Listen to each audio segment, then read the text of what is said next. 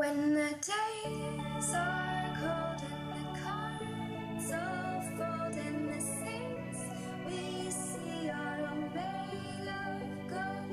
When your dreams all fail and the ones we hail are the worst of all, and the bloods run still. I wanna hide the truth, I wanna shelter you, but with the beast inside, there's nowhere we can hide. No matter what we breathe, we still are made of greed. This is my kingdom come, this is my kingdom come. When you feel my heat, look into my eyes. It's where my demons hide, it's where my demons hide. Don't get too close, it's dark inside. It's where my demons hide, it's where my demons. When the curtains call is the last of all. When the lights fade out and the sinners crawl, so they dug your grave at the masquerade will come crawling out at the mess you made. Don't wanna let you down, but I am hellbound. Though this is all for you, don't wanna hide the truth. No matter what we bring, we still are made of greed. This is my kingdom come, this is my kingdom come. When you feel my heat, look into my eyes. It's where my demons hide, it's where my demons hide. Don't get too close, it's dark inside. It's where my demons hide, it's where my demons hide. They say it's what you make, I say it's up to fate. It's rolling in my soul, I need to let you go. Your eyes, they shine so bright, I wanna save that light. I can't escape this now, unless you show me how. When you feel my heat, look into my eyes. It's where my demons hide, it's where my demons hide. Don't get too close, it's dark inside. It's where my demons hide, it's where my demons hide.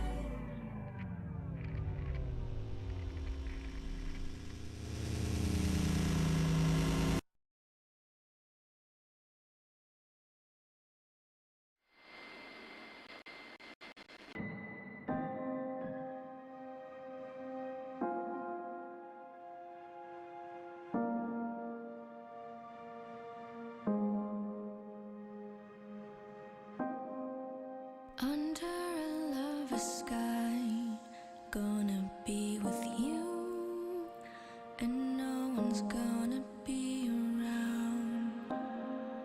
If you think that you won't fall, well, just wait till the sun goes down. Underneath the starlight, there's a magical feeling so right. It'll steal your heart tonight. You can try to resist, try to hide from my kiss, but you know that you can't fight the moonlight. Deep in the dark, you surrender your heart, but you know that you can't fight the moonlight. No, you can't fight it. It's gonna get to your heart. There's no escape from love. Once a gentle breeze weaves its spell upon your heart. No matter what you think, be too long till you're in my arms. Underneath the starlight, starlight, we'll be lost in the rhythm so right. Feel it steal your heart tonight. You can try to resist, try to hide from my kiss, but you know that you can't fight the moonlight deep in the dark. You surrender your heart, but you know that you can't fight the moonlight. No, you can't fight it.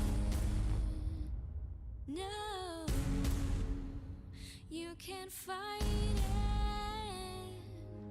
No, you can't fight it. It's gonna get to your heart.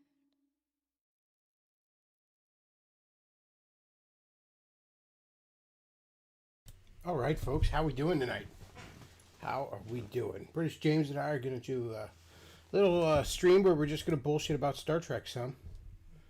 So, let me first go ahead and do something that I should have done before we started, before I went live, but I forgot because I'm retarded. So, let's go ahead and get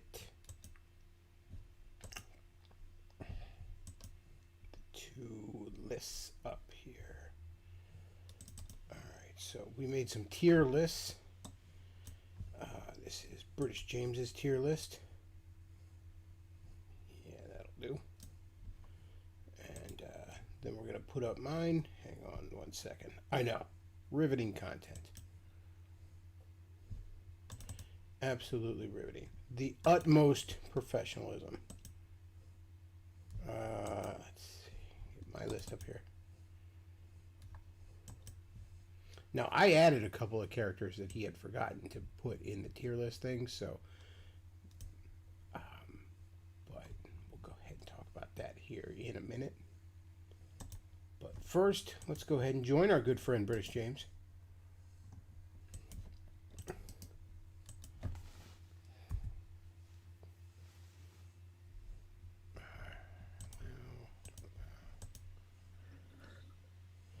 Hey, what's up? Oh, not too bad, not too bad. Am I coming through clear? Yep, yeah, sound all right on my end. And we are live. We are live, so don't No copyright jokes. yeah, don't go blasting the gamer word on us. Well, talking of gamer words, there's actually another character we both forgot. We forgot Uhura. Yes, we did. Yes, we did. Yeah. And nothing of value was lost. I mean, not really. Actually, Like, I wouldn't even say it's a bad character. It's just meh. I mean, she's a good-looking girl, and it wasn't a bad character by any stretch. And you know, it was certainly all edgy to put a fucking black woman on the bridge back then. But other than that, I mean, can anybody really think of any great Uhura moments? Like, she made out with Kirk once. Like, that's about it. So she's the first person to get bleached on TV. Yes, it was. She was it was Bleach.com. we fuckblackgirls.com before there was even an internet.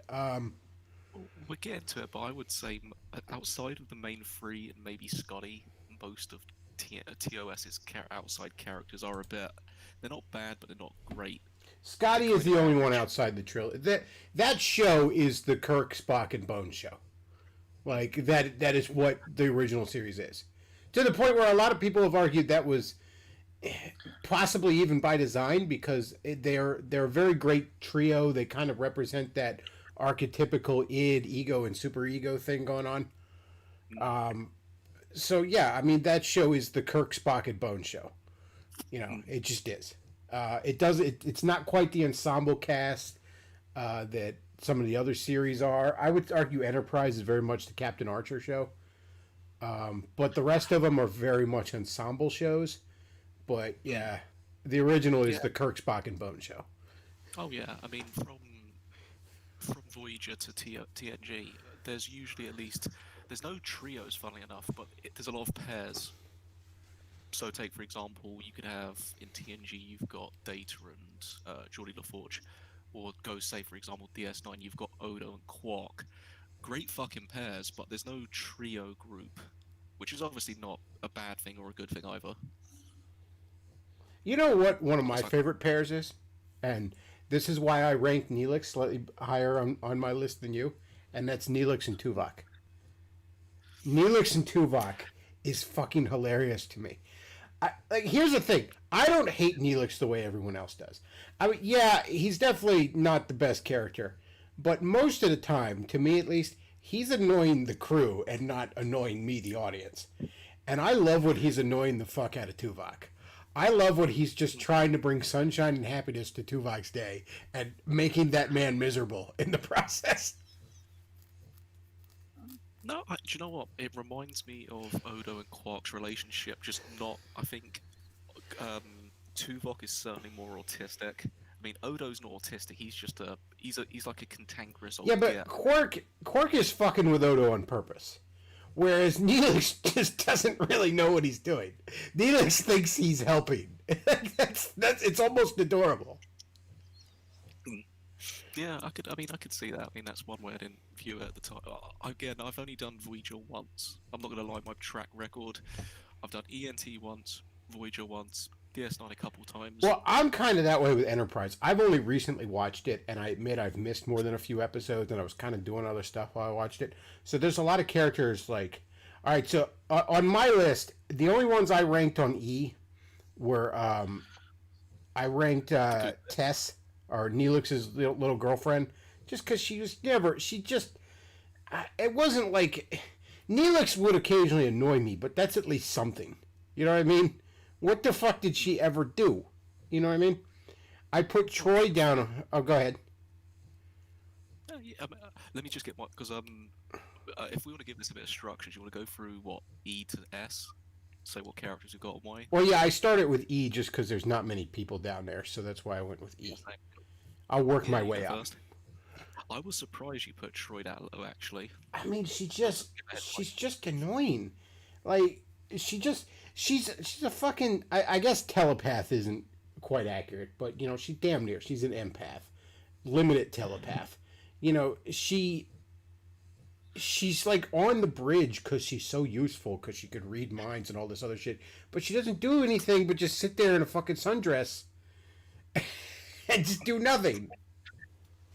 My favourite moment of hers is when the bad guy from RoboCop shuts her the fuck down and gets her back in Starfleet uniform. Yeah, I was with him on that one. He was kind of a dick, but I was like, he's like, this is the flagship. You're on the bridge. Put some pants on. Have some goddamn professionalism. Yeah, I mean, that standalone episode you could go into, which is trying to see the characters, but there's those TNG episodes which, especially when they get sort of guest characters like 80s and 90s bad guys, the other case is, you know the one about the Cardassians, it's got the bad guy from fucking Shawshank in it. That's a fucking great episode. You get those standalone villain characters, they end up being probably some of the best grey figures in TNG. And I was tempted to kind of put them on this list, but then again, it's like you're just putting good. The only reason I've got someone like Goldu Kar on the list, or Khan, is Oh because no, they're arguably. yeah, they're important. But someone like the standalone characters, you could make a list probably about 10 columns long in terms of characters, but then we're going to be here all night. I thought, fuck it, we'll go for the actual reoccurring characters. All right, so I also put the little Asian girl from Enterprise on the E list. Yeah, forget it. I can't even remember her name. On paper, an interesting character because you know the universal translators don't work back then that well. So she's this language expert, and but it's like all she does is whine and occasionally like I think the Klingons are saying that they're mad. Like really? Are they? You can tell that. So that's you forgot to put Wesley on the tier thing, but I put him at E because shut up, Wesley. Do we even need to explain the Wesley thing? I don't think you would have disagreed with that if you'd have remembered to put him on there. Yeah, that's an obvious fucking call. I mean, aside from if it wasn't for that character alone, we'd probably have had 2 out of 4 correct. I mean, I had the Let me see if I blonde can bitch get that we both on got. stream at screen at a time here. It might be too small. Yeah, it'll be too small if I stick both on screen, I think. Yeah, All right, so on D, I I mean, put Guinan. I think you had her on D too, didn't you? yeah, I've got that. I mean, Guinan has her moments, but then it's just like it, it's it's so underdeveloped. Like just magic space people that just I get they were trying to go for some mystery, but it just feels like I don't know. It's It's just misplaced. one of those things where it just feels like do something with it or don't. You know what I mean? I put the second Dax on there just Yeah, because she's I not a bad character, but they brought her in so late they had no time to do anything with her. yeah. There's actually I've got an interesting side thing because my old man actually collects a lot of figures. She's actually the rarest of DS9 figures, and I would imagine, yeah. compare. Oh yeah. So he managed to sell a figure. I think was it like 2, 3 weeks ago. Most of those figures would usually be about, let's say, about $10 a pop back in Mm-hmm. the 90s. He managed to sell this one for about £90. So let's say just over $100, because you'd have essentially huge bunches of boxes. You'd have everyone Cisco, the usual lot, and then you'd just have one Ezra in a pack of 50. Ezra They're Dax, thank you. fucking I couldn't even solid. remember her name. Again, not a bad She's character, but they just never got. And I don't partly because they didn't have time. She was brought in. Was it the final season or was it the second to final season? final, yeah, because the story is Jadzia's actress basically wanted to fucking do a contract change season 6, and the fucking producer's like, nah, fuck off. And because usually, I think Yeah, they we'll asked put for, your slug in a younger, hotter model. yeah, I oh, feel like if the for, show would have gone on longer, that character would have had a real time to shine. But you're replacing a character that people love, and you don't have time to grow into your own. So that's kind of why mm, I'd put her so low. Where'd you have her? yeah, I'm actually, I had, I gave her a bit more. I put her in C tier, just slightly above, just because one season she wasn't a bad character. Like she's not. I'd put her above Guinan and all that. Just, but I think maybe another season or two you could have had a good thing. It's also the second time fucking Worf gets cucked, so that always makes me laugh. I put the Borg Queen at D. I think you put her at E, didn't you? I Uh, know I put a D as well. She was my okay. next one. I mean, you could argue that the very concept of the Borg Queen kind of ruined the Borg, and I really do see that. I don't 100% agree with it, but I do see that. And she definitely has more personality than you would ever associate with the Borg. That said, though, Yeah. there's just some moments in Voyager, like there's this catty fucking rivalry between her and Janeway that I just find thoroughly entertaining towards the end of that show. Like I remember one time where she's hailing Voyager, and she's all like, "How's Voyager?" And Janeway's like, "Never better. How's the collective?" And she's like, "Perfect." And they're just so catty and bitchy with one another that I don't know. I just find it really humorous. So that's the only thing really that's keeping me from knocking her down to E, because I do definitely see the argument that the very concept of the Borg Queen really lessened the Borg as a concept. That said, though, the actress that plays her does a fine job, and they did get some good moments out of her towards the end of Voyager, so I bump her up to D. Just a slight interjection. Dave Ramos says they made Sato the Gook chick pretty good in the Mirror Universe episode Enterprise. Yes, she was, but then Yes, again, Mirror Universe episodes are always fucking yeah, Mirror Universe. That's the one episode of the original series TNG didn't rip off that they should have. Like, by the way, IDW has some comics out recently with Mirror Universe TNG stuff. They're fucking fantastic. Broken Mirror, Through the Mirror, and Terror Incognito. Get those trade paperbacks if you like TNG. They're fucking fantastic. yeah. Barkley. That reminded me of Barkley. We forgot to put Barkley on here. Oh, there was about 3 characters I thought I had it. That fucking Man, bottle though. I'd have put Barkley at a solid C, maybe a low B. Yeah, he's a solid side character. I mean, in terms of side characters, DS9 fucking dominates S tier. All of the DS9 side characters, Garrick, and fucking Goldacart are Oh, you solid. know who else I forgot to add, and I would have put in E? is the replacement doctor for Beverly in season 3.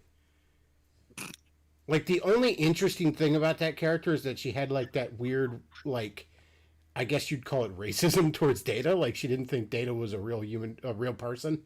Like, Yeah, she's and that's the only interesting thing about her, and it's bitchy. So yeah. Well, I suppose it reminds me. I did also forget Tashi Yar. that's true. That's But true. But so did America. yeah, Like, I think everyone. we should almost instead just put the tar monster on there because he was our only interesting moment. He's in a C tier at least. So I put Neelix in D. I know you put him in E. Again, I'm just going to say that there's just some moments with him and Tuvok that I think are really interesting. There are a few decent Neelix moments, and even when he's annoying, he's usually annoying the crew more than he's annoying me, which can be very funny. So I put him, again, by no means a great character, but I've never bought the argument that he's like the worst character in Star Trek. For fuck's sake. I mean, Wesley's way worse. Oh yeah, there's the thing with Star Trek. Aside from the E tier, like we mentioned, and even then it's a bit questionable. Most Star Trek characters are at least C or above. They're Oh, yeah. not usually shit. Yeah, this is by the standard of Star Trek. Yeah. I put Sulu on D just because, I mean, Yeah.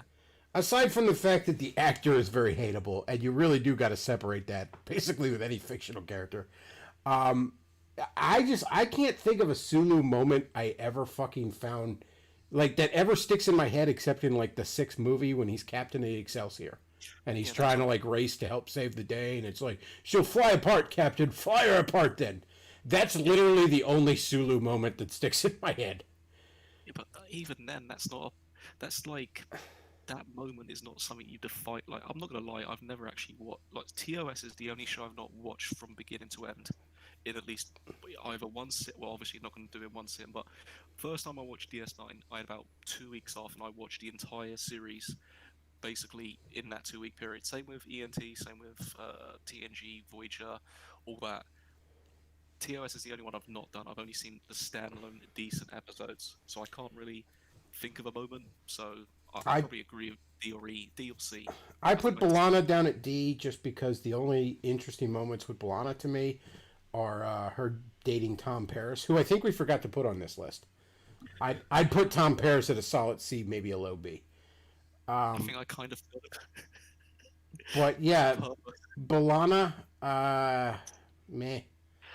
And then I put the black guy from Enterprise on there because I really cannot remember that motherfucker's name. Like, nothing about him sticks in my head. Granted, I've only recently watched Enterprise, but I just... Yeah, he's got a very forgettable. I put him in E just because I can't remember him. Yeah, he never annoyed me, so I didn't put him in E. He was essentially. Do you know what he is? He is basically an extra that got front listing. Yeah, basically. Like, he's not like has an extra ever offending anyone? No, but it's an extra. Over on C, I put Chakotay. I love that Chakotay belongs to a fictional Indian tribe that is just all Indian tribes. That's so fucking funny to me. Progressive ass Star Trek, and it's like, yeah, all Native Americans are the same. He's in the Native American tribe. Fuck you. Yeah, I just thought he reminded me of Riker, but just not as good. And I'm gonna say it. There's an almost fucking femdom dynamic between him and Janeway. Though personally, that's right up my alley, so fine. But that's a really weird dynamic between a first officer and captain. Yeah, I mean, what's she gonna do? Shove smallpox blankets down his fucking throat? I put Scotty on C again. He's the only really TOS character that sticks out, aside from the three.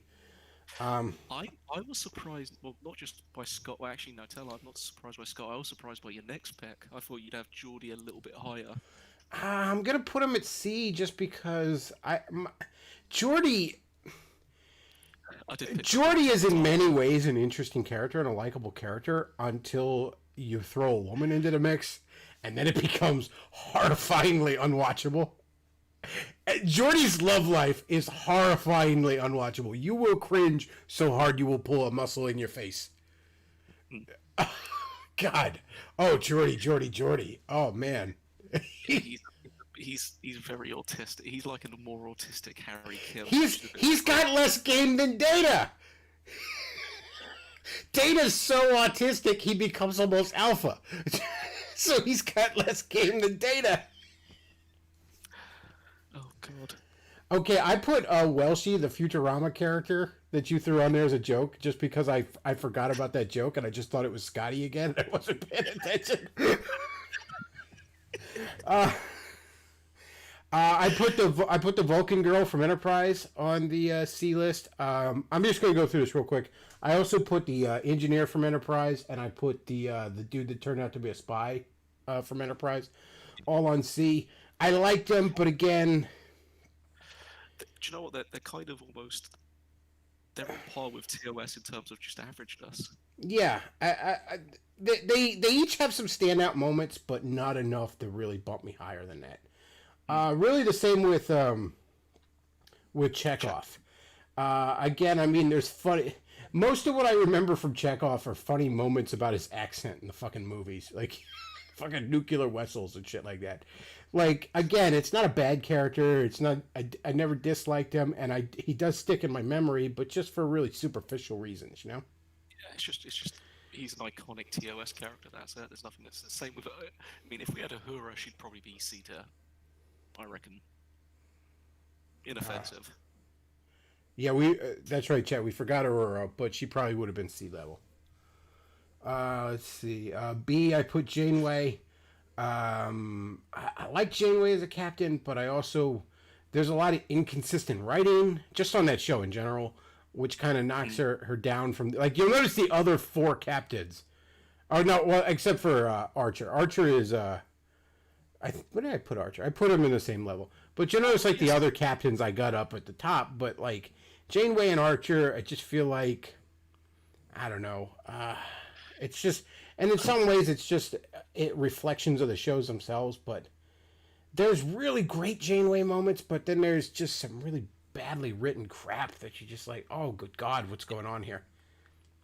Yeah, I mean, we could certainly. I mean, I think I've got the captains kind of in the general direction. I've certainly got Janeway and Archer at the weakest, Cisco, Picard, and Kirk at the strongest. But I'm surprised you put all three in S, which we'll get to.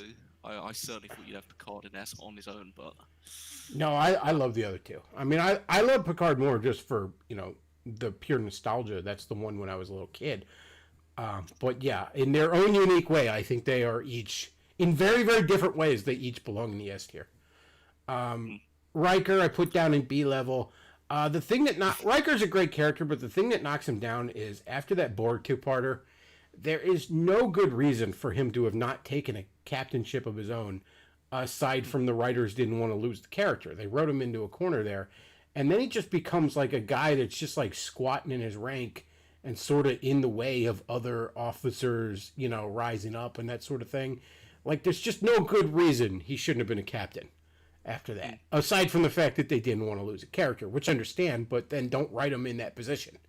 You know what I mean? That knocks him down from being a solid A or even an S tier to me.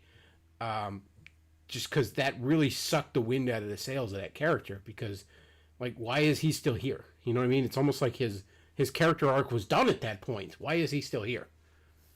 yeah. Well, that was always the criticism of him. He was basically he was a very great officer, captain material, definitely. He just was a bit of a, just coasted. Like, yeah, I get that you want to be captain in the Enterprise, okay? But, you know, too bad. Go get another ship. I can't really tell you. Unless Picard's going to croak you, we'll get in that post. This ain't the mirror universe where you just stab the captain and now you're the captain, okay? we have rules here. I put I put our good old Bajoran second officer on B list too. There's times she annoyed the piss out of me, and there's times she was damn near the most interesting character in the show. So it almost sort of evens out to me. I give her a good solid B. I'd give her a solid D. Well, yes. She I technically met her in real life without the mature makeup. She is a lot fucking prettier without that oh, big she's good fucking. looking even with all the dumb ridges and shit all over her face. So, Oh, ah, well, she was apparently a bit of a hole when it came to the DS9 backstage stuff. I mean, she went through Bashir, she went through fucking Avery Brooks. I think even fucking what's his name? Even Worf got in the action. let's see. I put Tuvok up in B again. Tuvok is he's damn near one of my favorite of the Voyager cast, just because he's fucking funny as hell. He is low key fucking hilarious in that show. Like he just has Spock used to do this too in the original show. Just these like passive aggressive one liners just suck the wind out of you. Like he was so good at that shit. I don't think any of the Vulcan characters are shit, and it's surprising because they're meant to be they're essentially meant to be the autists of the fucking Star Yeah, they're Trek universe. if anything they should be the most boring characters, but they just when you're paying attention to them, they're low key or some of the most interesting ones. It's that 100% fucking dry wit. They, in terms of a species, they probably do have the best dry wit, which is funny for a human point of view. I put Beverly up there. I mean, obviously a redhead MILF is going to be right up my fucking alley. She is easily the weakest of the doctors, I think. The doctors are usually great in these shows. She's easily the weakest of the doctors. That said, though, I mean, she did fuck a space ghost once, so that's pretty interesting. She gets Yeah, she can get it. Trust me. I put O'Brien up on the B list too. Never really anything interesting with him in TNG. He was just sort of there, but his sort of buddy stories with Bashir in DS9 and all the racism towards Cardassians and shit. That stuff is just gold. yeah. I mean, I think I put him slightly higher, but I think once he actually gets a relationship with Bashir, I put him more in A tier. If he didn't have that relationship, I'd certainly fucking agree with B tier. I mean, he's the problem with most characters I find in a lot of these shows, and it's why I was actually even tempted to put the EMH A tier, not S tier. They're fucking good characters, but sometimes they just feel a bit cantankerous and snarky. It's funny, it's well written, but that's why I felt sometimes with O'Brien. Q, I put in the B tier. He's definitely an interesting character. Oddly enough, I think some of the more interesting moments regarding Q as a species, for lack of a better term, come from Voyager.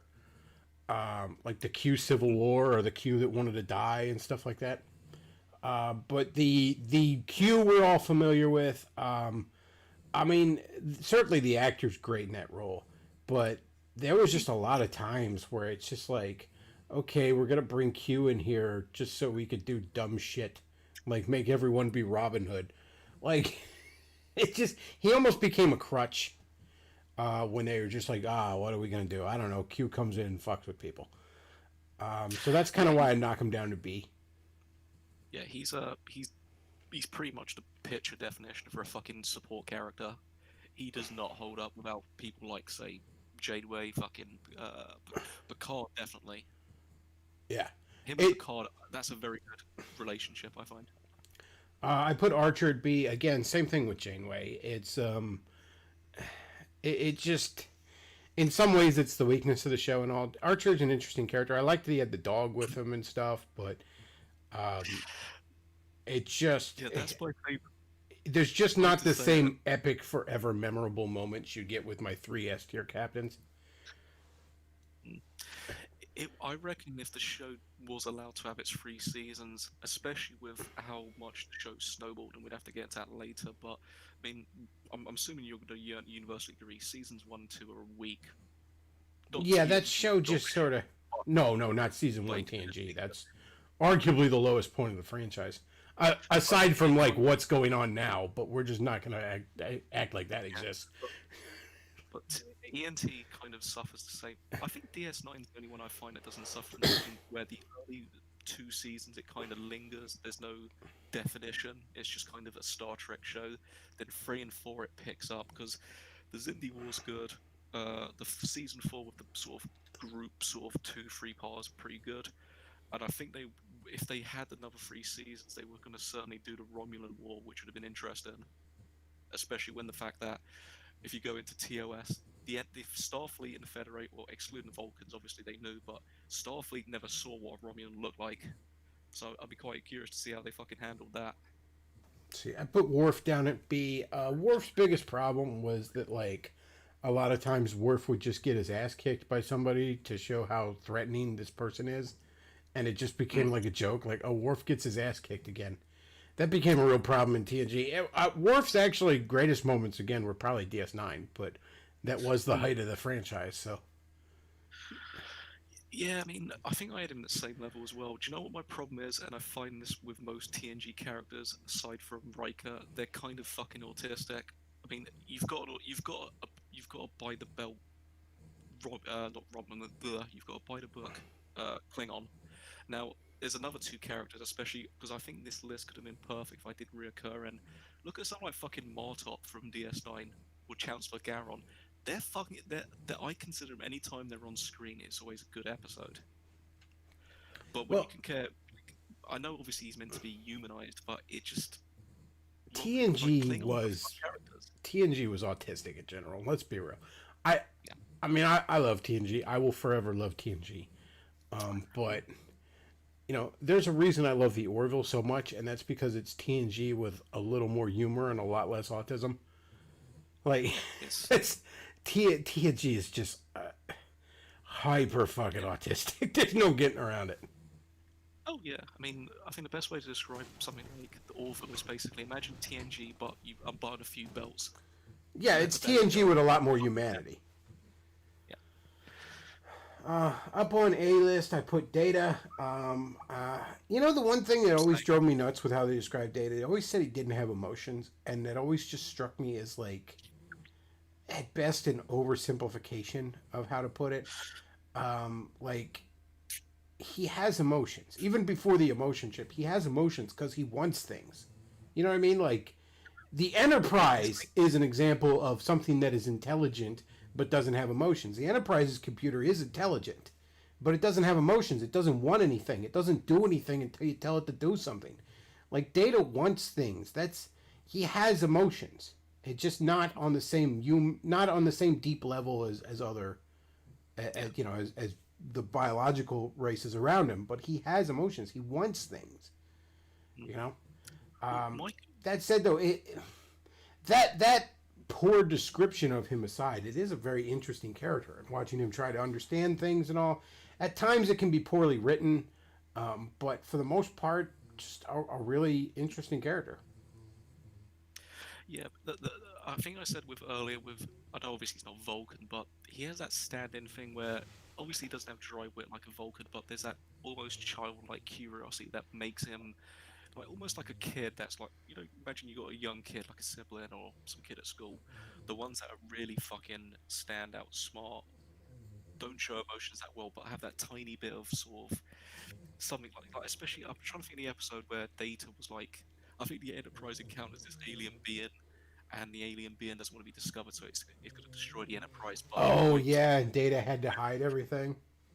like that's a fucking good episode for Data. That's not just some emotionless robot. That's someone who's trying to clearly do the correct thing, but trying to keep the crew alive. I That's put I put the original Dax up on B. Definitely a very interesting character. Um, the whole symbiote thing with all the different lives she has in her. Cisco always calling her old man and stuff. I mean, what can you even say with that? And I also love how good old Bashir was trying to bang her all through like season one. Let's be honest, DS9's got the fast checks. Khan I put in A tier. The only reason I didn't put him full on in S tier is, I mean, when you get right down to it, Khan's had 2 appearances. You know what I mean? Yeah, two X. Just Now, don't get me wrong, he's batting 1,000 on those, but it's only twice up to bat. So I just feel like I can't quite put him in S tier. He's almost not even a regular character. He's almost like just, but he is so iconic even with those 2 appearances. yeah, he's barely reoccurring. He's like, yeah, one TV show, well, literally one show and one film, and that's it. Odo, I mean, you even have to explain that. Odo is, again, that ultimate outsider character that every show has at least one of them. And Mm. I mean, yeah, he's a fucking shape shifting. I'll say one thing though. If I think I did put him in A tier as well. If it, I would easily put him in B or C tier if it wasn't for Quark. If Quark didn't exist, his relationship, that standoff, is what makes. Anytime you get any interaction, I know it's always a good fucking episode. I think the other things that really stand out with me for him are his sort of almost romantic relationship with his little Bajoran hottie there, and Mm. there's just a line he had once where like he was sort of going against Cisco's orders because he was pursuing some, I don't know, some investigation, and Cisco's like, you need to be following the law, and he just looks at him and he goes, what is the law? He's like, one minute the Cardassians are in charge, then the Bajorans, then Starfleet. The laws are written by whoever's in charge, and that changes from time to time, but justice is a constant. That's the kind of thing that really bumps him up to a solid A tier to me. Yeah, no, I agree. What else? Spock next. Yeah, I mean, look again. What do you I'd even agree. say about Spock? It's I think my favorite Spock moment, and I often wonder if this was in the script or the actor ad libbed it, but in two, when he was in that sealed off area, dying of radiation and all, and Kirk's banging on the window like Spock, Spock, and he like stumbles to his feet. There's this moment where he like takes a moment and he straightens up his uniform, Mm. and Oh he's yeah. just dying, in unimaginable pain, and he takes a moment to straighten up his uniform because he takes pride in that kind of thing. And that's just the sort of thing that, again, a subtle thing. You often wonder, did the actor do that? Was that in the script? But Yeah, certain things. I've got to interject for one comment though. Zach the Bong Ripper says, I could never have sex with Dax, not just because she's not real, but because I would also be fucking an old man. First of all, you're gay. Second of all, there's like 8 of them, so it's technically an orgy. It's not gay sex. yeah, think of it as you and the old man tag teaming her. And the 7 other guys is like a serial killer. There's a couple old people. No, I'd agree with Spock certainly. I mean, he's don't even say weakest, but he's certainly out of the trio. Certainly, Kirk and McCoy are more interesting. But then again, he is meant to be half autistic, so See, I put a Dr. Bashir on A. That's a character that could have, the way he was being written in season one, could have easily worked his way down to the fucking E tier. But they kind of realized what they were doing with the character and steered into it just right. And then the revelation that he is actually an augment just retroactively almost makes up for all the writing sins with that character early on. mm, no. Again, a lot of characters just genuinely improve. I wouldn't disagree. I mean, especially with again his relationship with fucking O'Brien certainly helped. I put Because even 7. O'Brien, Uh, like, Go ahead. just say one thing. O'Brien even fucking hates Bashir at the beginning. He thinks Oh he's yeah, a savage everybody prick. fucking hated him. Everyone. Uh, let's see. I put 7 on the A list. I know you forgot to add her, but I don't know if you disagree with that. Um, Look, obviously AOA. that is a very, very stacked actress, and the costume they gave her took well advantage of that because Voyager needed a ratings boost. That said, though, I think she is a remarkably interesting character. I mean, you have this person that had become a Borg drone at a young age. She wasn't born in it, but she was captured at a young age, and now trying to relearn her humanity. There's something very interesting with that, and there were times it was extremely well written. I actually remember early on, after she had, become a member of the crew and all, there's a scene where, like, Harry Kim, who I don't even think we added on here, but yeah, whatever. Not missing much there. But Harry Kim awkwardly fucking tries to hit on her, and she finally realizes what he's doing. And, again, she's trying to rediscover her humanity. She looks at him and she's like, oh, you wish to fornicate. Is this for procreation or recreation? He just, because he's such a pussy, can't, door wide open, can't do anything about it. But I mean, she didn't decline. I mean, you could have just Yeah, said she's no. basically like, okay, yeah, this is an interesting experiment. Let's like she was basically like, yes, this will help me reclaim my humanity. Oh, Harry Kim. Yeah, I'm not gonna lie. I did think I really. I mean, I'd probably put Harry Kim on myself as well as Tom Paris probably in C or B. I'd put Tom at B and Harry in C.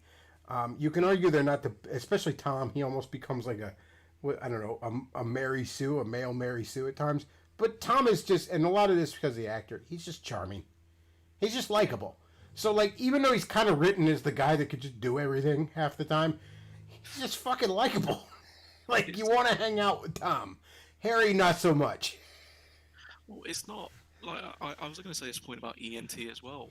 It's nice to have a Star Trek show because let's be honest, TNG, DS9, and Voyager have got that aged late 80s, 90s look. What going into Enterprise, it's nice having white characters that aren't fucking cucks, pussies, or ugly. Voyager was True. the last time we had that. Enterprise, you've got three decent-looking white guys that don't look like they're fucking. You got fucking Archer. Archer is the only. Well, in terms of actor-wise, he's the only one that actually had a decent science fiction background before that with Quantum Leap. He True. literally looks True. like something. Like, when I see Archer, I think of it's an American dude that's perfect for fucking Star Trek. With Tom, I kind of feel like and I hate to borrow Teddy Spaghetti's fucking alpha beta shit, but like Tom Paris is just kind of fucking alpha. Better than yet, he's kind of fucking sigma. Like I love how he like constantly like there's an episode where he outright fucking betray or I shouldn't say betray, it's too harsh a word, but he outright defies Janeway's orders and like helps some alien race or something like that. You know, because he just thought it was the right thing to do, and she just fucking throws his ass in the brig for like a week and fucking demotes him down to Yes. ensign and shit. And he's just like, yeah, do what you gotta do. I did what I had to do. Like, he's not even apologizing. He's like, I did what was right. You do what you gotta do. Like, he's just not even Yeah. apologizing to her. It's just, Well, it's just not I'm not really mad. episode You do where what he- you gotta do. I did what I had to do. Like, just. I did like that episode. I just tried not to remember the episode where they accidentally go back in time and Janeway and Tom Paris turn into fucking lizards. That didn't happen. That was a bad dream I had. How did you know about it? Oh god. There was actually a credit where credit's due. Is it Star Trek Lois Decks actually had a reference to that? I heard that. I kind of want to check out Lower Decks. Like, look, I'll be deep in the cold ground before I sit through Discovery or Picard. But part of me is a little curious about Lower Decks. I Like, might check I it out. think with Lower Decks, if it's just a dumb tongue-in-cheek Rick and Morty rip-off, I'll take it as is. I'll actually give credit to one of my favourite scenes where they had this golden statue to the least appreciated Star Trek character of O'Brien. You know the other thing I love, getting back to Tom real quick, because in, the progressive Starfleet and all, you're supposed to call even the females sir or something when they outrank you. And Tom just always, like, called her ma'am. Like, always called Janeway ma'am. And there was this kind of, like, snotty, passive-aggressive way that he would say yes ma'am to some orders and shit like that. Like, it's just so subtle, but, like, so fucking dickish. Like, Yes, because remember wasn't he in prison? yeah, as a pilot, if I- he was in prison for some shit, and Janeway bailed him out because he's one of the best pilots out there, even though he doesn't play by the rules. And Not gonna lie, the amount of fucking terrorists and prisoners on Voyager, you'd think it'd be going to fucking Australia. You've got two marquee pilots, you've got a fucking prisoner, then you've got like half of these pricks from the fucking. yeah, I was gonna say half the crew is fucking Maquis. We just stuck in a. The one thing I will say about Voyager that I don't. The one criticism I will agree is that it really never lived up to the potential. The setup of Voyager is the best setup of any of the Star Trek shows, and it really just didn't do enough with it. Yeah, I think it would have been perfect to have. I mean, I think we've said this before. A dark. I would have liked the idea of almost, if you've ever played the game FTL, having a show that's just. Let's be honest, you're in a completely different quadrant. There's no dominance. It's not like, say, for example, at least with the Gamma Quadrant, you've got the Dominion. You've got at least some semblance of a normal species, even if they're technically totalitarian. You've just got the Borg. You've got the trans-dimensional beings. It's basically it's essentially the Outback. I would have loved it if they made that journey back. Literally have none of the original crew, or maybe like one or two of the original crew. Like just kill most everyone off, because that's still a dangerous fucking journey back. Like maybe have like from season 1 to 7, slowly just kill the cast. I mean, it'd be fucking ballsy. They would never do it. But like, say by the end of it, you've got like 2 ensigns left, and the rest are just like fucking random people that can't even speak Well, at the English. end, at the very end of that show, Admiral Janeway travels back in time from like 50 years in the future, and she tries to get Voyager home sooner because and Captain Janeway's like, "Well, you got home," and she's like, "Yeah, I got home with about 10% of my crew." Hmm. you know. So yeah, they kind of did touch on that a little. Let's see. Up in the S tier, I've got both Can I Goldacott and of course Plain Simple Garak. can I interrupt because someone actually had two good suggestions in chat, which I forgot. Look, we could do some. I don't know if you've got any other honorable mentions for this, which I massively forgot. But someone said Jake Sisko and Nog. Oh man, I know some people are bitching and say put them in F tier.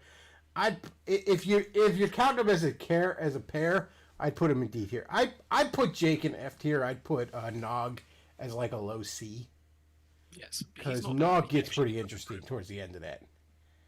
Yeah, a good little. He's got a good little mini arc. Cisco's just a Jake Sisko just kind of grows tall and fucks off. Yeah.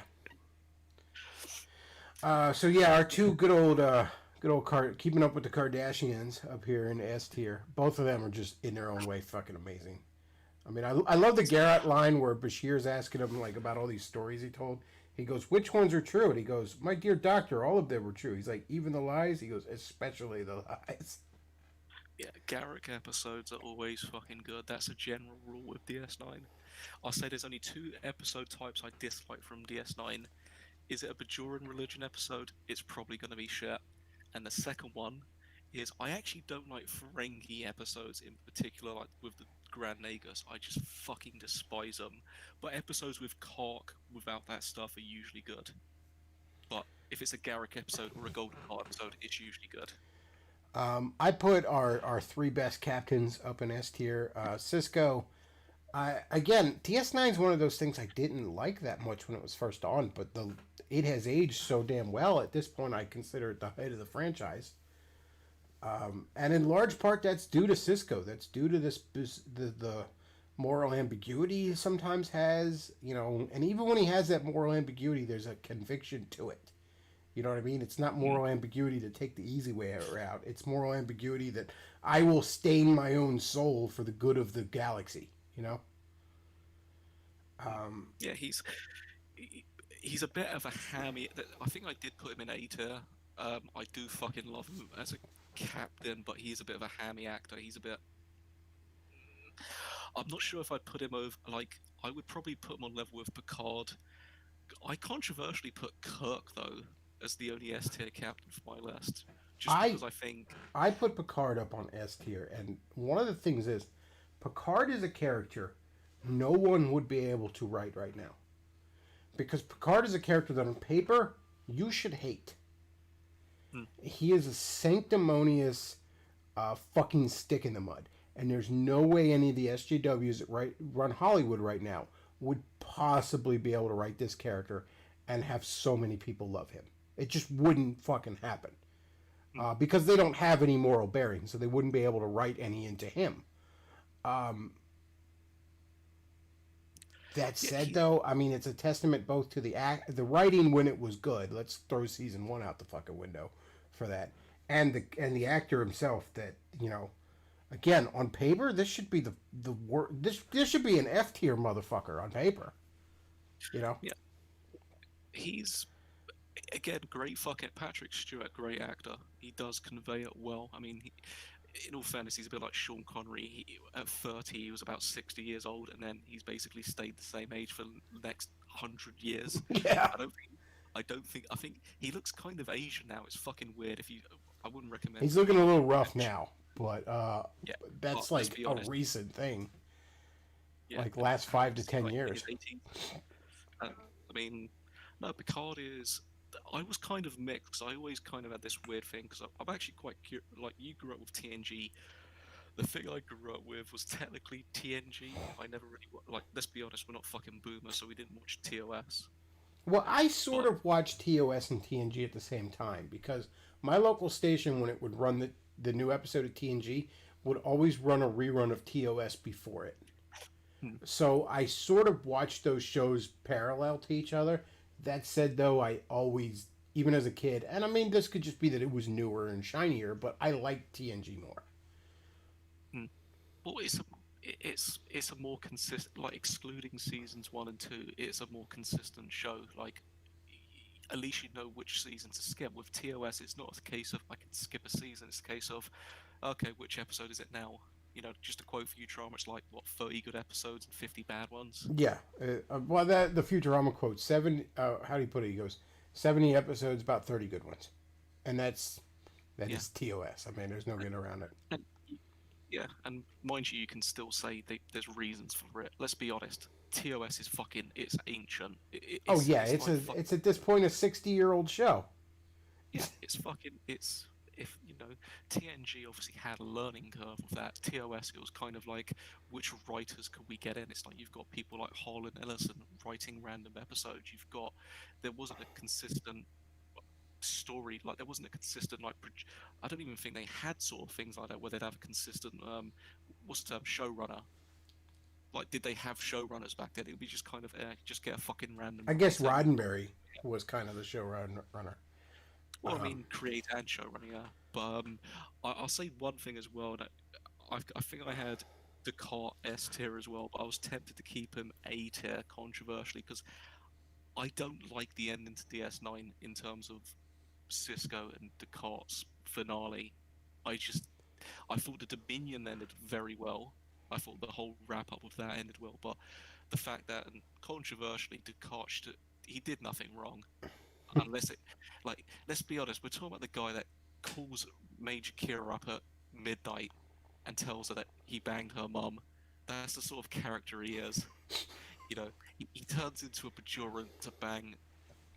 He bangs the female Pope of Bajora because fuck it, why not?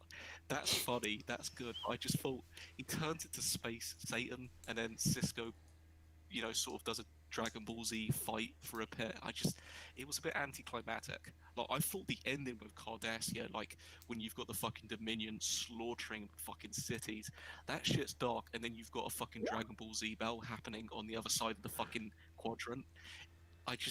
Maybe it's my opinion. I think TNG is the only show I would say out of Star Trek that had a good ending, I a like satisfying Voyager's ending. ending. I think it was satisfying enough, but it wasn't.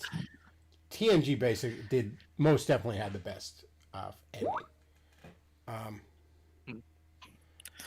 I also What was I gonna put say? Kirk on S tier because I mean, yeah, it's fucking Kirk. Just punching and dicking your way through the fucking galaxy. It's hard not to like that. The other thing I was going to say with Picard, I'd actually even put him in B tier just because of the films. The TV show Picard is a really fucking good captain. I just thought the films was a bit inconsistent if you talk about Well, the behavior. So TNG films, there's no getting aside from the one with the Borg. That one is still a solid film. The rest of them, yeah, I'm not gonna sit here and act like they, that's for if another you add episode. them together as season 8 of TNG, then season 8 is definitely a step down from season 7. Yeah, that's not 1 and 2 rough, but it's certainly a bit. It's like you brought another writer in, didn't you? That sort of level of Yeah. quality.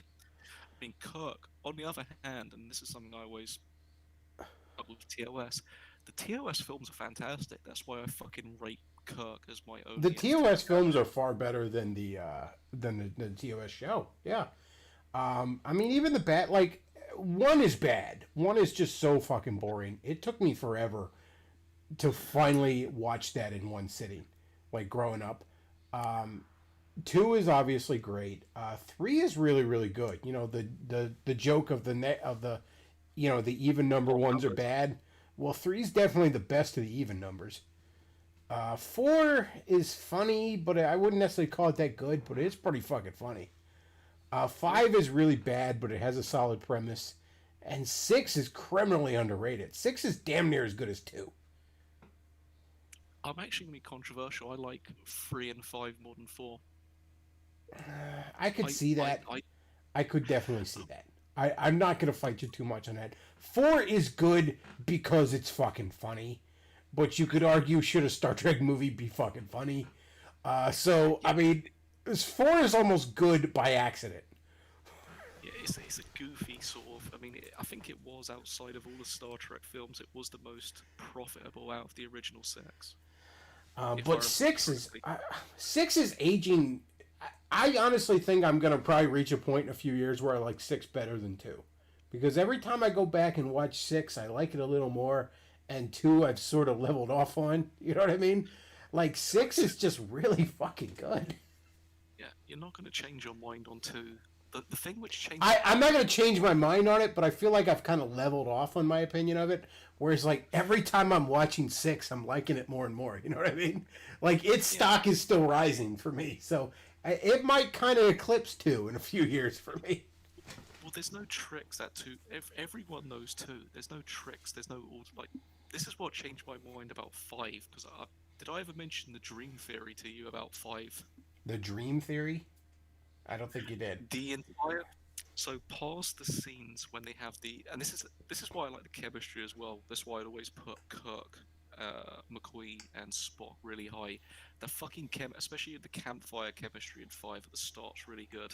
It's like there's bits where fucking Spock's being autistic and McCoy's like, "Yeah, I preferred you before you were dead," just shit like that. But there's actually a theory going around. I'll explain a few of the points. Everything past that campfire is essentially a dream of fucking Kirk's, and it kind of makes the film more sensical, because I was actually talking to someone the other day about it, but several things happen. The Row Row Row Your Boat song repeats, and the lyrics, obviously, the last one is "Life is but a dream." That's the first little tiny thing, but I'm not going to expect that to convince anyone. But there's a lot of things that reoccur from that original sequence, like the jetpacks. Well, fact is any of that referenced later on? Because I mean, I'm wondering, like, obviously, if it's just a dream, other characters aren't going to be able to reference it later on. Well, that's the thing. I don't think any part of it is referenced in fucking 6. So.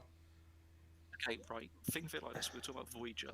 So they were on the other side of the galaxy. They traveled to the center of the galaxy, which is still a fucking long journey, and like several hours. And that journey is never fucking mentioned in any other preceding material in Star Trek. They fucking went to the center of the galaxy. That should be a big thing, and it's never mentioned ever again. You know what? I kind of like this theory. It's the first time I've heard it, but I kind of like it. There's also the fact that if you look at the sort of psychological angle, the fact that if you look at what's happening with Kirk, obviously it was technically a William Shatner film, so that's why Kirk's front and center, definitely. But you look at the fact that it's almost displaying every fear that Kirk would have, the fact that the ship breaks down, the crew turns on him, there's a more popular person. Even Cyborg makes no fucking sense. You're telling me Spock's got a random half-brother, which he's never mentioned before in any film or TV show? It makes no fucking sense. There's actually too many decks. Like, maybe it might be an inconsistency, because let's be honest, the film is rushed. Yeah, that's actually the direct result of bad filmmaking. But there is a scene where they're like shooting up up this elevator shaft or something with the rocket boots, and deck numbers just repeat fucking constantly. It looks like the background of a Hanna-Barbera cartoon when they're running. Like, yeah. It's just on fucking loop. Yeah, as you say, it's very dreamlike, and the fact that, let's be honest, they went to the center of the galaxy, which is trippy. They met a being that was meant to be God, which looks like the stereotypical God archetype. It's obviously, you could say, let's be honest, it's an ego trip. Like, regardless of theories, this film was an ego trip for Shatner. I love Shatner as a fucking person because he's a cunt on Twitter, but he is an egotist. You know, I kind of like the idea of there being some being in the center of the galaxy that's like trapped there that people think is God, but it's really not. You know what I mean? It's actually some malicious creature or whatever. So I would accept this theory if we could still keep that character in the center of the galaxy and say this was him telepathically reaching out to to somebody to try and come get him. Yeah, but that was actually the fact that the one thing I mentioned, which wasn't part of the theory, was the one thing that took you the most. Is the fact that no one has ever mentioned that journey in any part, like not even a single fucking reference, like not even like a comedic reference. No one's mentioned, oh yeah, we met God at the center of a galaxy, because even then, from a technological point of view, that journey shouldn't be possible. Like Voyager, which was the fastest ship, would still take 60 years to cross like the galaxy to go back from was it the Delta Quadrant to the Alpha? Are you telling me a TOS era ship, not to be a nerd, went from the Alpha to the center of the universe, which is kind of halfway, in less than a day? It makes no fucking sense. Yeah, I'll agree with that. Again, it's the first time I've heard that theory, but I'm willing to accept it. Let's see. The other So, thing as well, one last thing, all three characters are wearing the exact same clothes, singing the exact same song for the last scene. I'd have to. I feel like I'd have to go back and watch that movie again to really confirm that, and I don't want to do that because that movie is bad. Yeah. So, let's see. Up on the S tier, I also put the Doctor from Voyager, who is by far Voyager's most interesting character. Well, most fun character, I'd say. There's a scene early on because again, the Doctor obviously is this emergency hologram that wasn't meant to be a doctor long term, and he's growing past his programming and all. There's a scene, I think it's season 2, it might even be season 1, where he's starting to break down because Yeah, he's been on too long. So they figure out a way. Okay, well we can shore him up so that he can be on long and he can grow past his programming and all. But in order to do this, we're gonna have to reboot him back. It must have been early season 2 because Kess was still there. We're gonna have to reboot him back to factory settings. So in other words, he's going to, in order to survive, in order to be able to get to grow once again, he has to lose everything he's grown so far. And there's that scene where they go ahead and do that, and then he reboots, and it's like, please state the nature of the medical emergency, and Kess is almost crying like, oh my god, like this terrible thing that happened to him. That's actually kind of fucking heart wrenching. Yeah. You know what else? Speaking of Voyager, that was downright fucking heart wrenching for me. Do you remember the episode where they met the fucking Mercury aliens on the Demon class planet that shapeshifted into them? Yeah, I remember that. They were like little like pools of like living mercury, silver blood they called it. I say living mercury. They never explained exactly how they worked, but they look like mercury, and they would shapeshift. Like once they first touched one of the crew members, they gained all that person's memories and they became that person essentially. And the rest of the silver blood wanted to get that sentience, so Voyager allowed them to copy themselves before they left. And I guess at some point they copied the ship because there's an episode later where they had forgotten they were copies and they're flying around and their ship starts to decay and they don't make it back to like a demon class planet to save themselves, and there's a point where they just like give up trying to even save themselves, and they download everything they did and they just want to send it to somebody else like this in a message to try and like just be remembered, and they almost get close to the real Voyager before they just break apart. And there's like this scene on the real Voyager. It's like they sent us a message, but it's too deteriorated to make anything out of it, you know. And it's so heart wrenching. It's like, oh my god! At the end, all they wanted to do was be fucking remembered. Yeah. No, this Voyager has certainly got a lot of goods. Like, in terms of, like, it's certainly not got, in terms of peaks and troughs, like the highs and lows, Voyager's got some really great highs. Now, granted, it has some really good lows. That episode where they went infinite speed and Tom and Janeway turned into lizards, that's probably the worst single episode of any of these shows. So, What? Sorry. That's just part of a dream. yeah, it's another dream that thing in the center of the galaxy gave people. But no, that's probably the worst single episode. But at the same time, Voyager had some highs. I really think people are way too fucking hard on Voyager. I think TNG and Voyager have got some real, like, I think if I was to compare, say, TNG and DS9, DS9, I think, is a far more consistent and overall better show, but TNG's peaks are certainly like, aside from maybe one or two episodes, I think TNG has got more like, the sort of episodes you'd want to like. Let's say you turned on your TV, if people still fucking did that in 2020, and you saw an episode of TNG and it was one of those fucking episodes, you'd kind of stop what you're doing, or maybe like get something to eat and watch it. It's got more of those episodes. Voyager's got the like another good episode of Voyager was the one with the fucking bad guy from RoboCop. I think Kurtwood Smith. I think it's about I think it was a two-part about the civilization that was trying to reverse. Oh yeah, the time thing. Yeah, so it was Yeah. kind of like it was trying to reverse timelines to basically make it I out as I love the one with that fucking fear clown demon thing that lived inside the simulation, and it's like the embodiment of all these people's fears, and it just Janeway just fucking stares it down and makes it cry. I just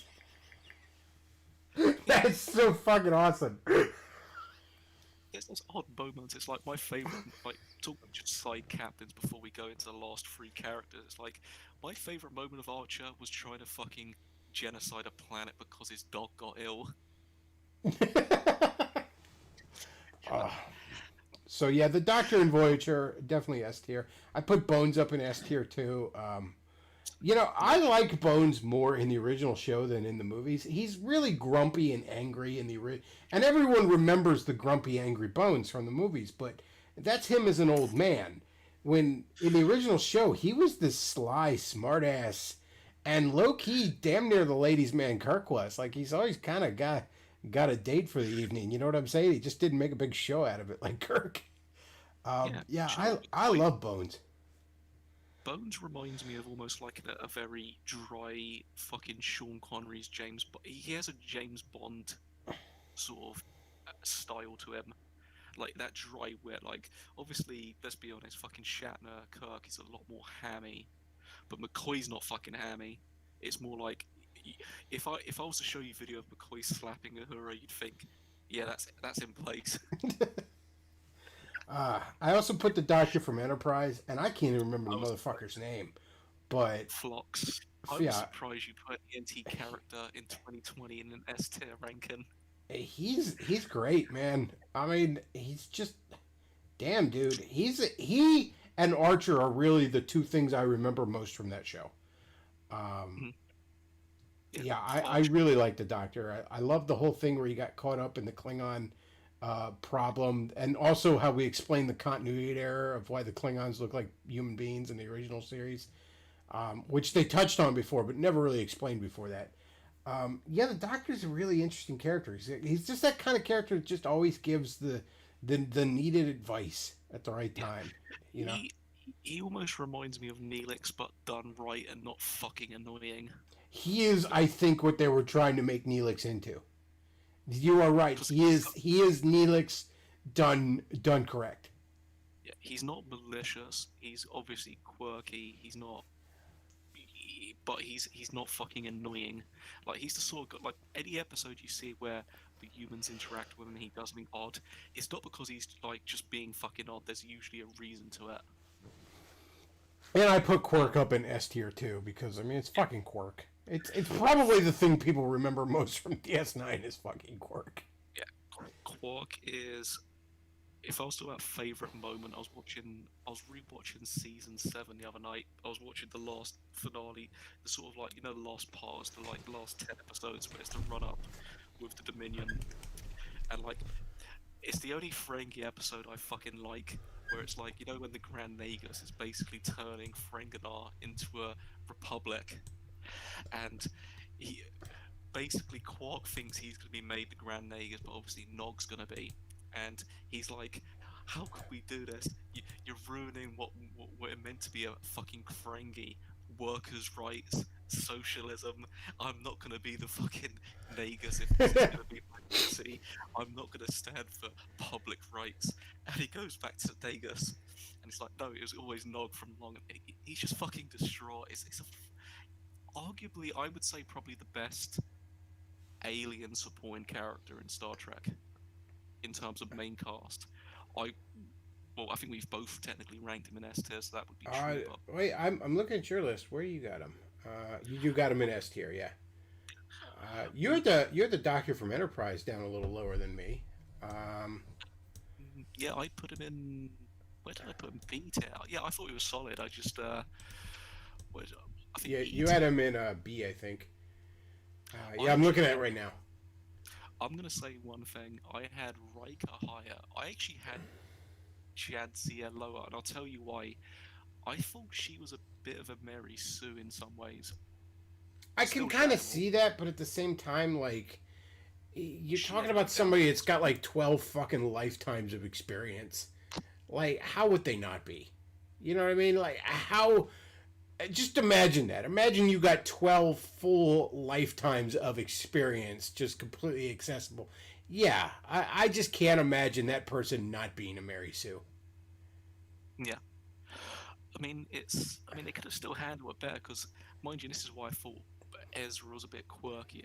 Well, mind you, with a few more seasons, it would have certainly developed more. But with Ezra, you didn't get that fucking confidence because clearly she was a fish out of water. She was Yeah, never she meant to just got it be. all thrust onto her, and but that was like Dax had the symbiote for a while. I feel like Ezra probably would have been in that same position if you gave her like 2 or 3 years. Like Mm, I'm sure that all takes insane amounts of getting used to.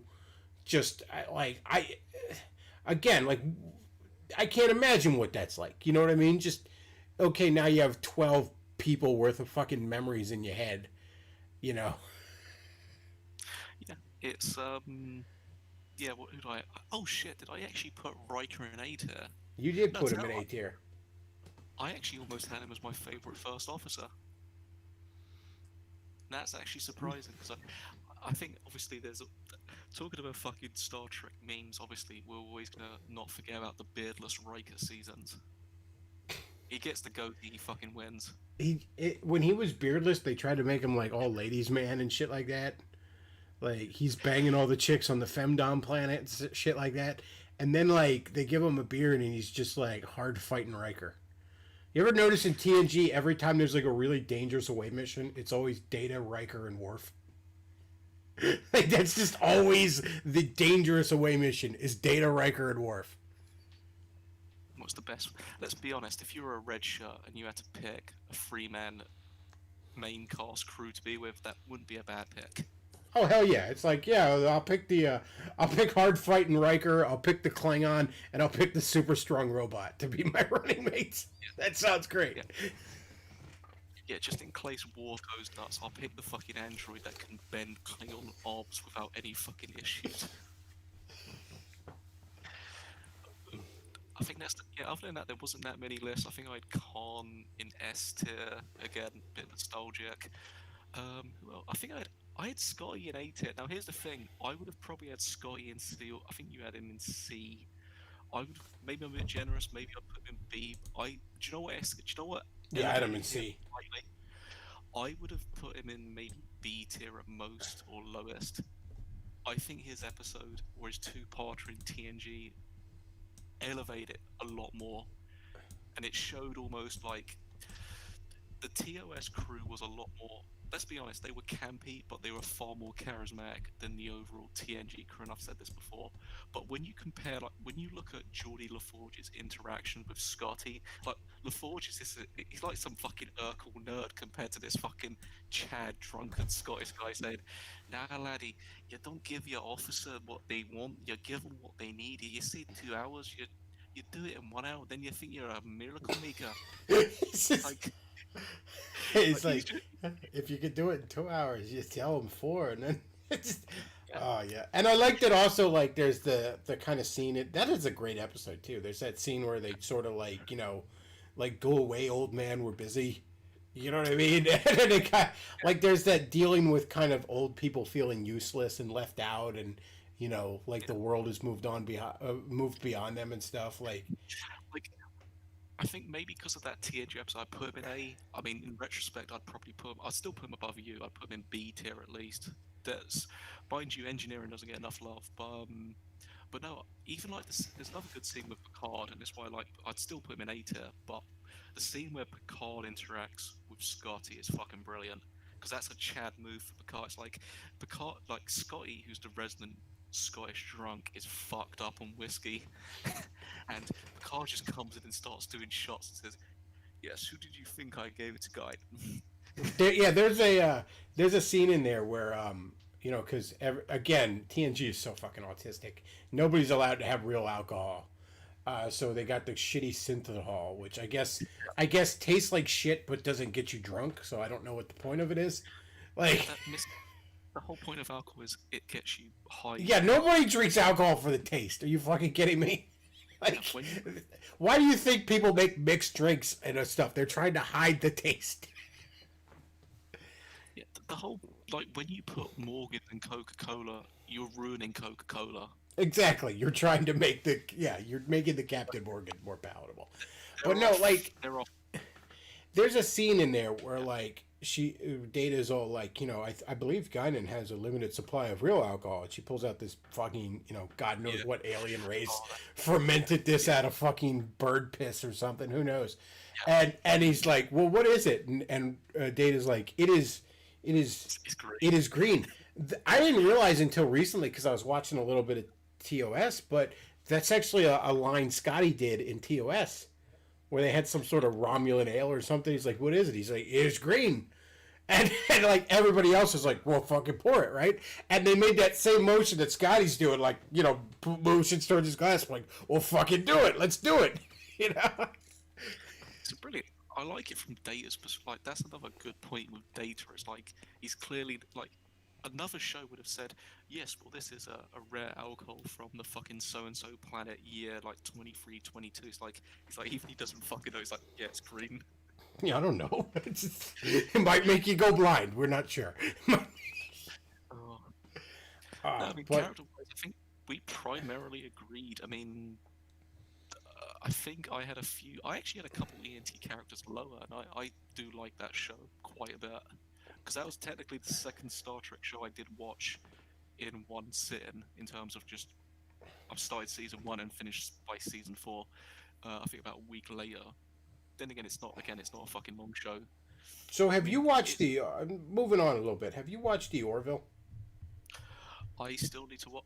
The problem is my dad's got a fucking hard drive, but he's missing the first 6 episodes. I'm like, I can't fucking start. Well, let me tell you this much. You could probably start without the first 6 episodes.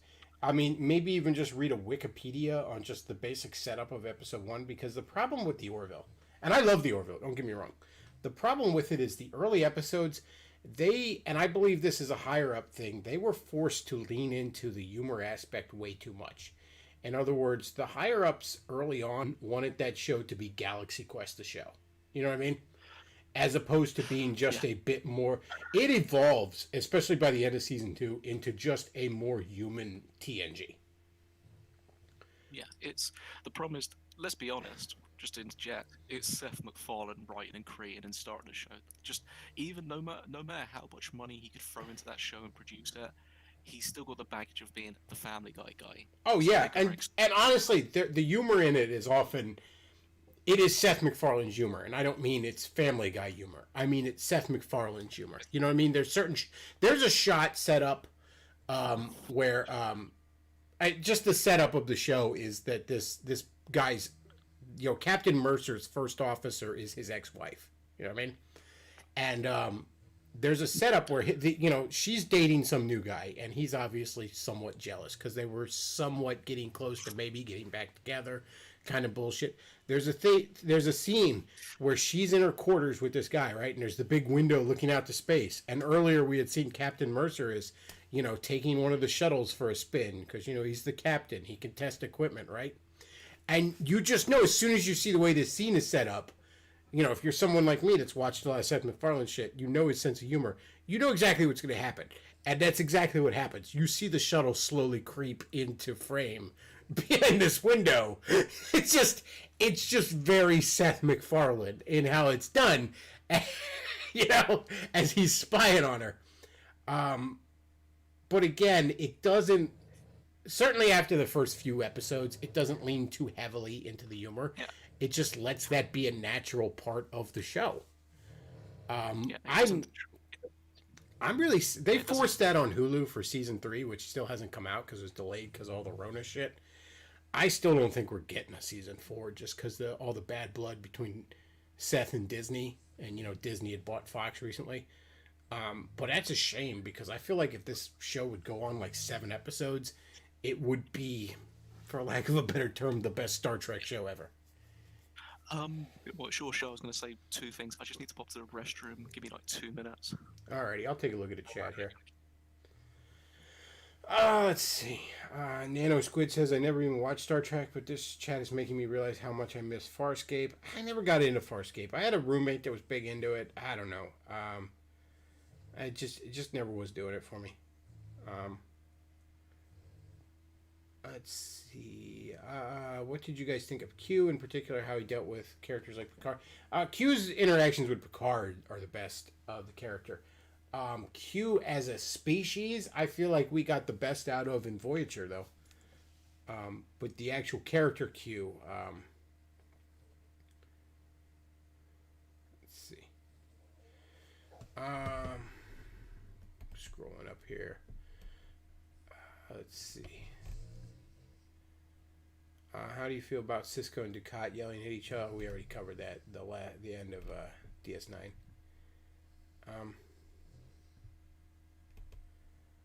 Let's see. So he says O'Brien goes in A to S tier. Q and Geordi in C camp, bump them up. Let's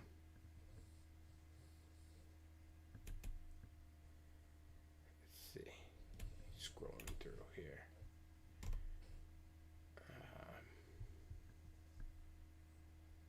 Kirk confirmed Bleach right. Let's see, that's about it in the chat. Fuck, man, we're going on for about an hour and a half. Might wrap this up when we get back. Oh, let's see. I don't know if you guys can see the list that much, but I want to throw both of them on the stream. Mine's the one on the bottom. Well, you back? I think we're gonna probably wrap this up here soon. You got any kind of final thoughts? Well, one of the things I was going to say, you mentioned, what do you call it, the Orville. There's actually an interesting point to be made, especially if you watch, let's go back to ENT slightly. It's kind of a really big brain never thought, but the thing when you look at that show is looking how writing changed massively. You can actually see it almost fucking season per season, how 9/11 essentially affected writing, not just in TV in general, essentially fucking everything. You look at that show, let's say seasons 1 and 2, and it's kind of important because I think Nano Squid mentions Farscape, and there's a few shows I think I've mentioned before, which came out kind of same time as ENT, if not after. ENT I use as a really fucking good barometer because the first 2 seasons, slightly weaker, but they're fucking optimistic. They feel like they're still not bad. Like they're a bit meh, but they're very sort of like they just feel like a bunch of humans dick around in fucking space. Almost that Orville quality, but just not as. Let's be honest, it's not as fucking good as the Orville probably. The Zindi arc was literally inspired by fucking 9/11. If you actually see, like, I actually remember my parents watched that show. I think when I was like, must have been. I think they were rewatching it when I was 8. I remember that fucking season arc, how that change happened. You've got Battlestar Galactica, all that stuff coming along. I find it interesting that Star Trek Enterprise technically improved because of 9/11. Not to even say in a joking way, but that show kind of came about, but it's also kind of depressing to see every Star Trek show we're going to have from now, be it Discovery, Picard. Apparently, even fucking they're going to get Avery Brooks to do season 2 of Picard. Hopefully not. I don't think he will because he's a fucking insane person in real life. But it's kind of weird to think that sweet spot we got actually a pretty decent Star Trek show that wasn't in the same style of the original TNG series. That kind of looked modern and wasn't too J.J. Abrams. But it was almost like that blip in the pan. I feel like the biggest reason that Star Trek is dead. It's dead. I don't ever see it being revived. The only recent Star Trek things I've enjoyed have been comic books at IDW. There has not been a Star Trek thing put to film. Like, maybe Lower Decks might be okay as a fucking goofy, dumb, who gives a shit distraction. But the actual quote-unquote serious shows Discovery and Picard are fucking dumpster fires. Yeah. And I think that the reason for that is like Star Trek is a lefty thing. It is. And I realize that's why a lot of my audience, I know fucking, Undertow just fucking it's space communism.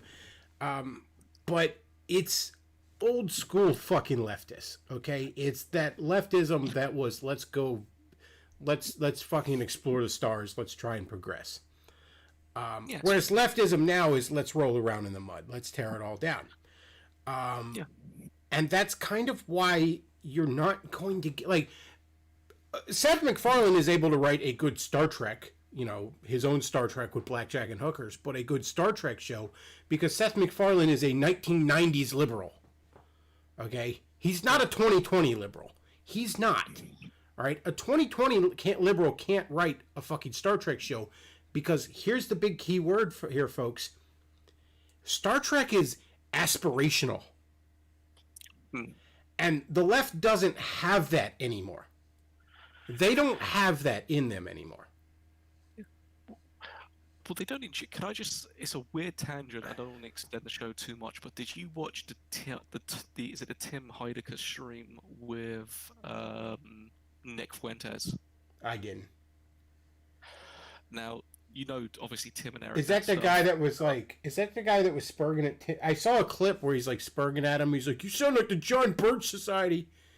Yeah, that's the guy from Tim and Eric, and fuck him because Tim and Eric is one of the worst things I've ever seen on television. It's so bad it makes me want to hurt him. It makes me like I feel the urge to punch him in the face when I see Tim and Eric. That's how bad it is. I mean, it's like I'm not an Adult Swim connoisseur because let's be honest, Adult Swim is like bottom of the barrel TV, not in terms of quality, but just in terms of popularity. Adult Swim is the ultimate hit or miss thing. Adult Swim has been absolute brilliance and pure fucking dog shit. Yeah. This is a point Marshall's making with a lot of these people. Like, you've got Tim and Eric, right? You've got Tim, like, whether you liked them or not, they were a big fucking thing in 2008. They were, hot shit. You could easily, whether you liked them or not, you could still say they were comedians. Now you've got some fucking, as Birch puts it quite well, you've got this, let's be honest, Nick is he's funny, but he's still kind of a bit cringy. He's still a fucking 20-something-year-old fucking, kind of autistic fucking Zoomer.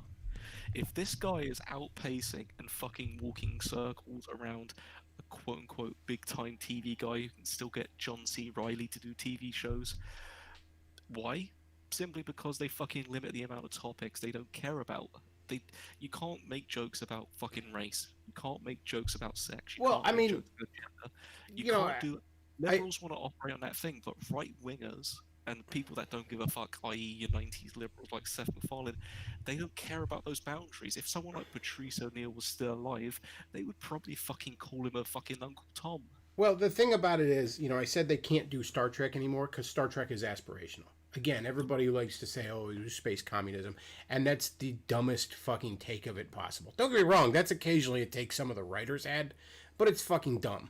Like, yeah, look, the crew of the Enterprise D in the height of the Federation's power, yeah, they don't use money because they've got cushy government jobs on a fucking flying battleship cruise ship that has everything they fucking need. The rest of the galaxy still fucking uses money. All right? Yeah. They still fucking use money. Money is still a thing. Most of the galaxy still prefers to eat actual food over replicated stuff because replicated stuff still kind of tastes like shit compared to real food.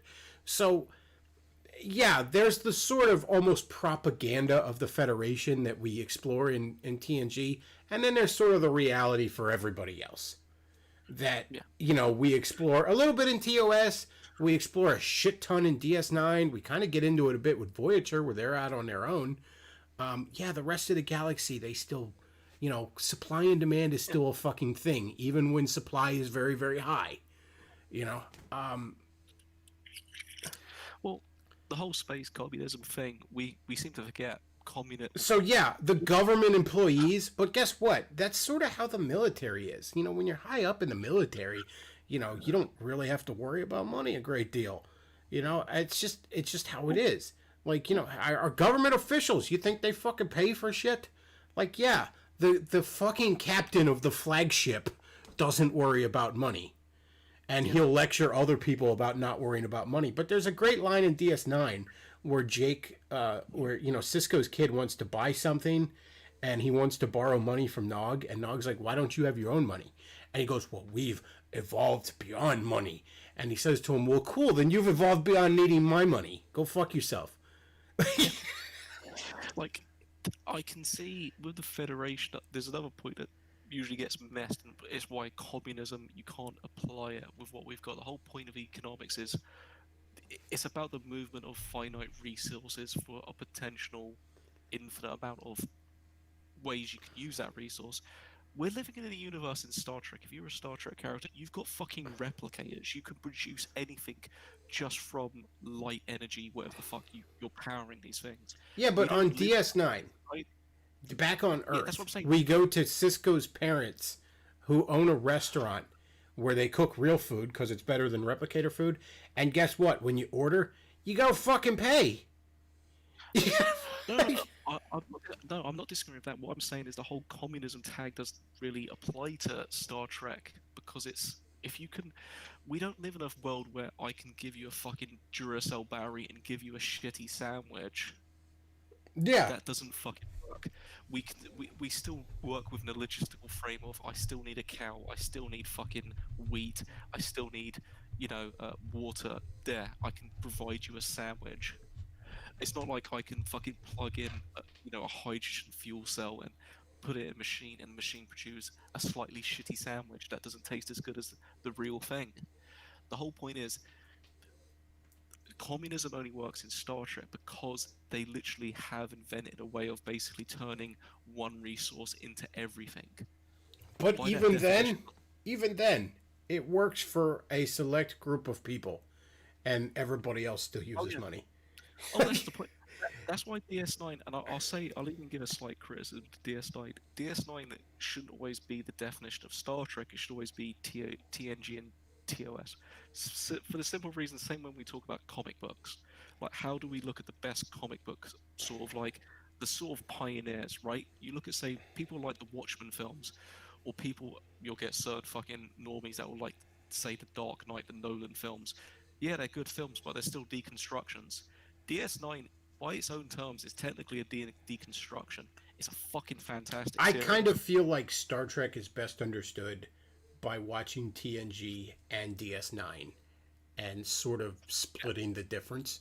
Sort of realizing that DS9 and TNG are two different perspectives on the same reality.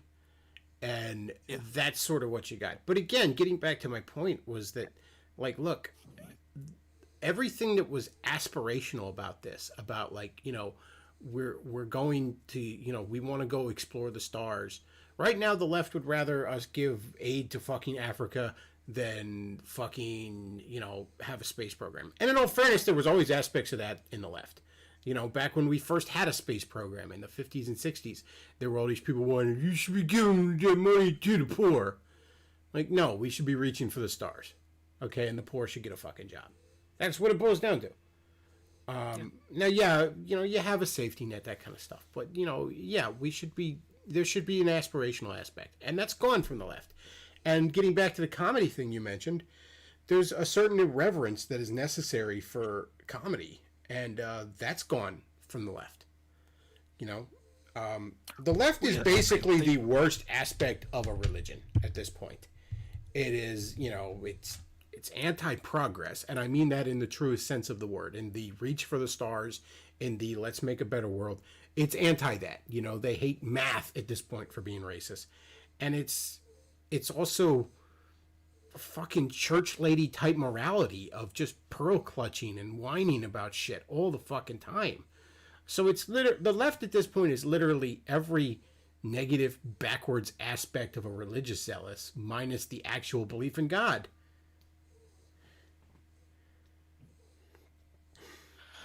It's I mean, that's what I'm saying with Mersh. It's like when I looked at some of the liberal comedians I used to fucking watch when younger, not the ones I used to well, I'd say I used to idolize them, but because they were fucking edgy. But these were liberal people that would crack jokes about anything, and now it's like you've got the same people. Like take Sacha Baron Cohen, right?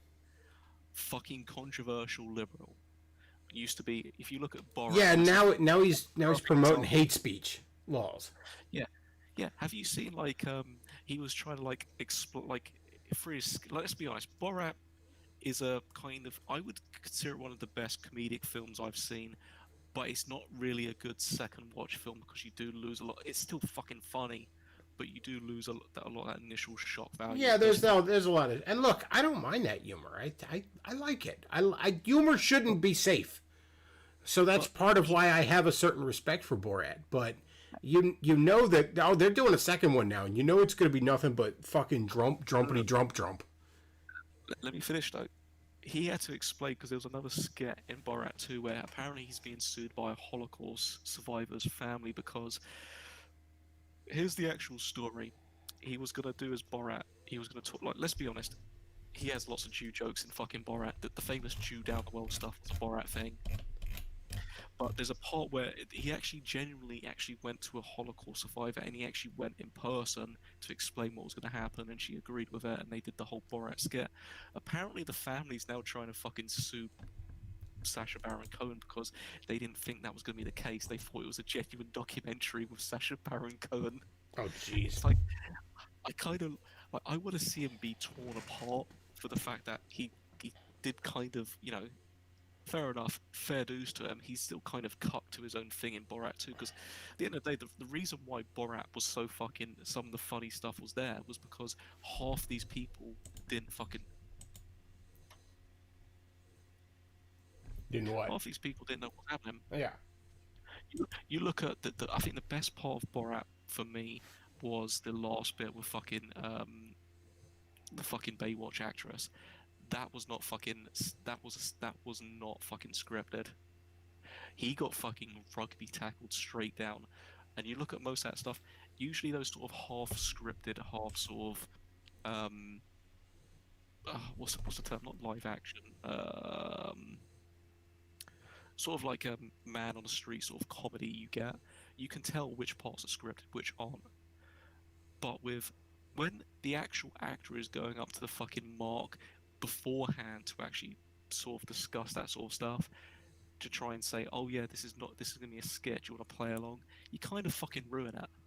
It's kind of funny, like when you watch the original Borat when he goes to that fucking elderly house to get a B&B, basically like an Airbnb, and fucking goes about and says like, oh yeah, it's a nice house, and then you got the side bits, it's like they've turned into cockroaches. That's funny. The guys aren't in on it. But I remember that the cockroach thing.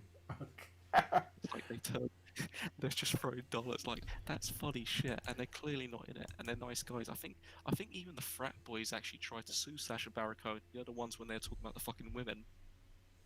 After I think Sacha Baron Cohen was actually on the RV with those frat boys, the college boys. They actually did. They weren't in on it. They did try to sue him. Like Borat 1, genuine film for most of the part. Borat 2, he's already admitted he's actually going up to his marks to say, yeah, this is Well, again, the left doesn't. They don't have it in them anymore. They don't have. Yeah. They don't have, They and don't that's why so much of what they make sucks now. They just don't have it in them that they once did. I mean, I'm not a hardcore right winger. Honestly, if this was a sane society, I'd be what you call left wing. You know, I'm right wing in the sense that I believe in God and I want my taxes lowered. You know, beyond that, I'm not much of a right winger when you get right down to my temperament, at least. But anyways, I'm gonna wrap this stream up because I do got some other stuff I gotta do tonight. Yes. And I might do another I'm not gonna do it tonight because again I got other shit I gotta do. But I think next Sunday I might do another music stream. That turned out pretty well. I mean, they shut me down, but fuck it, they didn't give me a strike, so fuck them. Yeah. I think that's blocked in the UK. I can't see any of that. It is blocked in some countries, but it's not blocked in the US. So I don't know. Get yourself a VPN. Oh, is this the ad time? Wait, what's this? NordVPN. Yeah, NordVPN. And also check out Raid Shadow Legends. It's a really great game. It's totally not Israeli spyware. You should definitely check out Raid Shadow Legends. Yeah, and don't forget Aaron Clary's arsehole consultant, how to deal with being 4'11". I disavow that joke. Um, but yeah, that's about it for tonight, folks. I want to thank you all for listening. Backlog.